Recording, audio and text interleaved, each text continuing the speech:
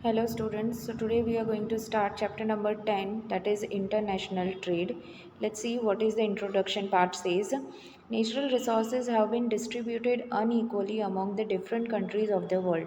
As a result of this, people have to depend upon the other countries to fulfill their needs. If it is not possible to produce an item in a particular country, or the production of that item is lesser than its requirement, and at the same time the other country has an adequate amount of that item, then such item can be bought from that country through international trade. So here it says that natural resources which are distributed among different countries is unequally.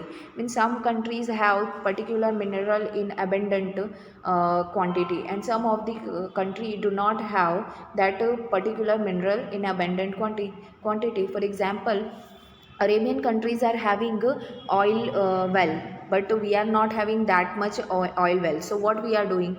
We are importing the oil, crude oil or petrol or diesel from the outside of the countries. So as a result, so this thing is happening. If it is not possible for a particular country to fulfill the requirements of its people by using its own resources, so what they are doing, they are asking to the other countries for such resources to fulfill their requirement. So, in additional to this, if some items can be manufactured in a country with less equipments, less labor, and less expenses, and with better quality, then such items can be sent to other countries. Then utilization of natural resources of world can be done in the best way.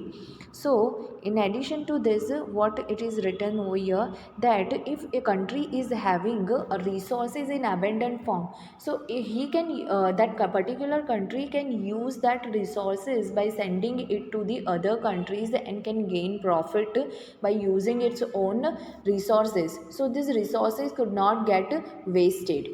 Then, if the developed countries have industries and underdeveloped countries have raw materials, then trade between such countries becomes necessary. We cannot imagine the world without international trade. International trade is an ancient system. So if developed countries are having industries, it's having machineries, and if underdeveloped countries are having raw materials, so they can exchange their goods and services. For example, the underdeveloped countries can sell its raw materials to these developed countries. So exchange and trade becomes possible between these two countries. So we cannot imagine the world without international trade. So when country is selling goods or exporting or importing any goods from the country other country, so that is called international trade. Now, let us understand the concept of international trade. When the people of institution of a country do trading with the people or institution of another country, such trading activity is called international trade or foreign trade. According to Thomas, exchange of products of one country with other country means foreign trade. Okay, now let's see what is the importance. So the first importance is benefits of division of labor and specialization. Okay, students. Okay, students. So let's discuss the importance of international trade. The first importance is benefits of division of labor and specialization. So in this point, that exporting country and importing country gets the benefits of division of labor by producing the goods which a country can do much better way. For example, India is an agriculture based country. So here agricultural products can be grown on at lower cost, and we have we have manpower also. So that's why we are much involved in agricultural based activities. Okay, so what the countries do, they are, whatever the country is producing the goods in an abundant amount, so importing countries is asking that particular goods from that country, and in this way exporting and importing countries gets the benefit of division of labor and specialization. The next point is development of underdeveloped countries. So, in this point, an underdeveloped country can import things like foreign technology, modern administrative knowledge, research, foreign capital in that country, and that less developed country can make development using such modern equipments, modern technology, modern knowledge. Then the third point is maximum utilization of the resources. So, maximum utilization of the resources of different country is made possible due to international trade. Now, every country import the technology, machines and human labors as per its requirement and utilizes its resources maximum. People living in different countries use the natural resources of their country by means of their skills and increase the production. Such surplus production is exported. So, whatever the country having the abundant resources, that resources they are using optimum use of their resources, and making the optimum use of that particular resources, they are producing more goods, and this surplus goods they are exporting to another country. So in this way they are utilizing the resources in a maximum way, in a maximum proportion. Okay, and then they are exporting these goods to other country and earning that generates that country's income. So in this way they can earn profit and development of the country can be possible. So every country import technology, then machines, then human labors as per their requirements. Whatever the resources the country needed, they are importing these resources from other country, which country is having these resources in abundant form. Then move to the next point, that is the development of auxiliary services. Now, what is the meaning of auxiliary services? Auxiliary services mean the services included in it is banking service, insurance, warehouse, communication, transportation. These all services are called the auxiliary services. Now, these auxiliary services have developed commerce related services such as bank, insurance, warehouse, communication agency, etc. due to import and export in international trade. So, due to international trade, this kind of services also developed. The income generated from these services has also been increasing. Okay, the next point is to maintain price stability. Easily available items of the country can be exported, and to overcome price fall, and highly demanding items can be imported to control the price hike.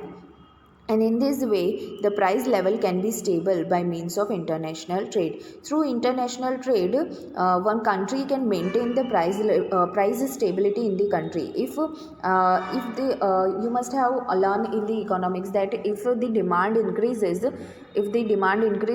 sometimes the price of the product is also increases. So at that time, to fulfill the demand, to meet up the demand of the people, country can import goods from outside of the country. Okay, from another country they can import goods, and they can fulfill the demands of the people. So this would be result into fall in the price.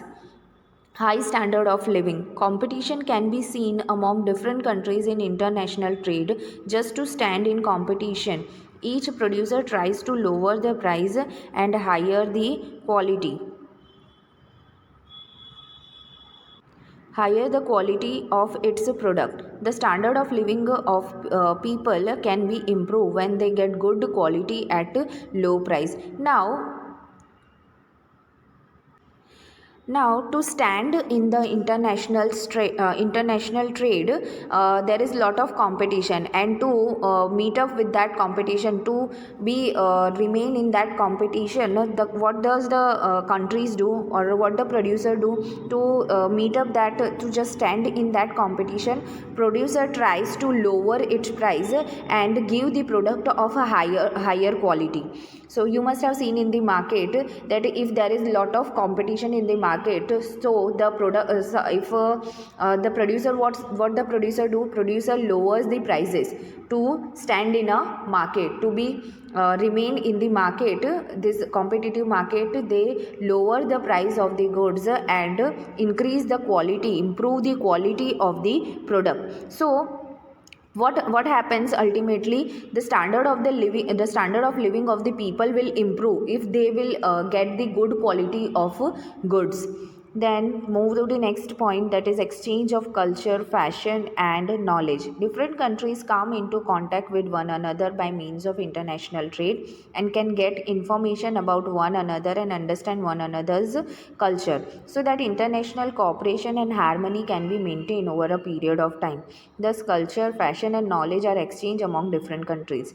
Now you must have seen that in the market lot of different types of products are available, which we haven't seen in the Indian market, right? So they have been imported from the foreign markets. So what happens is that foreign culture, foreign knowledge, okay, culture and knowledge is been coming to our country.